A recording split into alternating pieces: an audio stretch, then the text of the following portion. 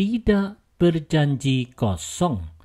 Refleksi pagi 1633. Apa gambaran Amsal untuk orang yang tidak suka menepati janji? Mari kita lihat gambarannya di Amsal 25 ayat 14. Awan dan angin tanpa hujan, demikianlah orang yang menyombongkan diri dengan hadiah yang tidak pernah diberikannya. Saudara-saudara, di daerah yang kurang hujan, awan gelap yang menjanjikan bahwa hujan akan turun tentu sangat dinantikan. Betapa kecewanya orang yang sudah begitu menunggu-nunggu datangnya hujan, tetapi hujan akhirnya tidak turun. Inilah gambaran orang yang suka berjanji di dalam kesombongan diri, tetapi tidak menepatinya. Kesetiaan memegang janji adalah sikap yang dikenan Tuhan. Seperti halnya Tuhan Allah setia memegang janjinya kepada orang percaya, demikian pula orang percaya seharusnya setia memegang janjinya.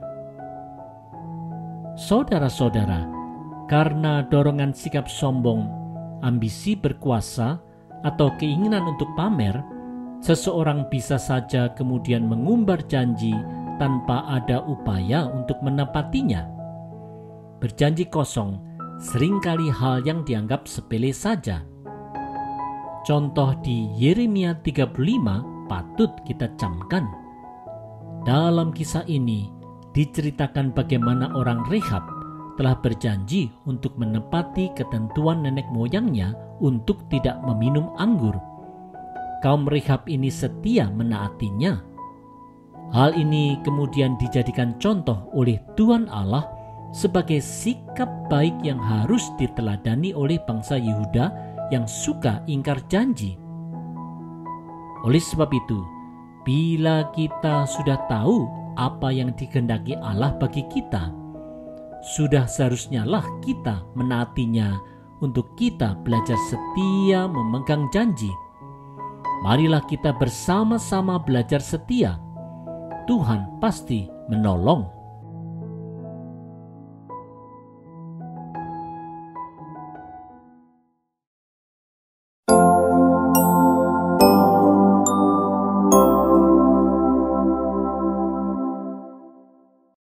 Tetap sabar dan ramah. Refleksi pagi 1634. Apa pentingnya untuk seseorang berlaku sabar dan berkata-kata ramah? Ini nasihat dari Amsal 25 ayat 15. Kesabaran disertai kata-kata yang ramah dapat meyakinkan orang yang berkuasa dan menghancurkan semua perlawanan. Saudara-saudara, di 1 Samuel 18 dan 19 diceritakan bagaimana karena iri hati Raja Saul membenci Daud dan kemudian berupaya untuk membunuhnya. Meskipun demikian, Daud tetap berlaku baik.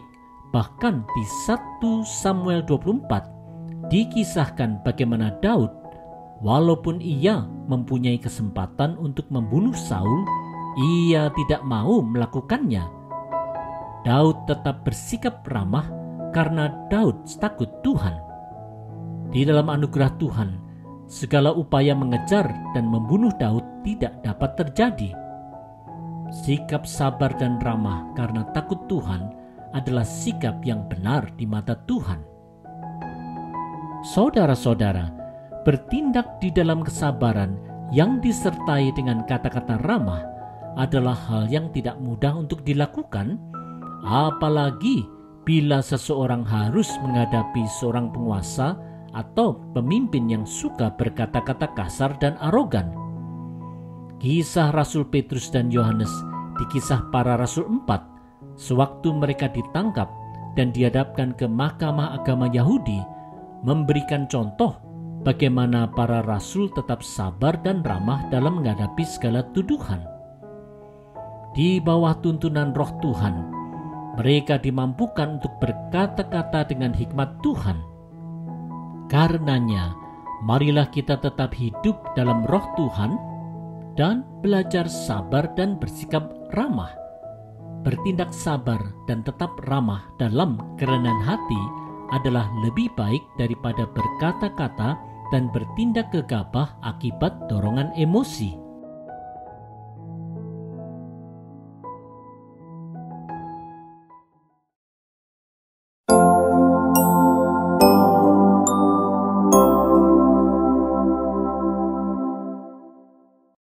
Tidak makan berlebihan.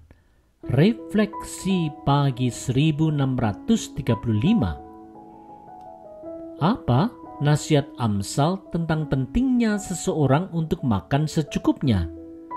Mari dengarkan nasihat Amsal 25 ayat 16.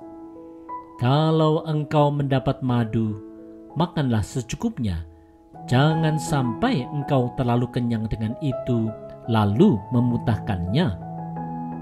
Saudara-saudara, tanah Kanaan adalah tanah yang berlimpah susu dan madu, karena madu bisa saja ditemukan begitu saja, seperti di kisah Simson di Hakim-Hakim 14 atau di kisah Yonatan di 1 Samuel 14.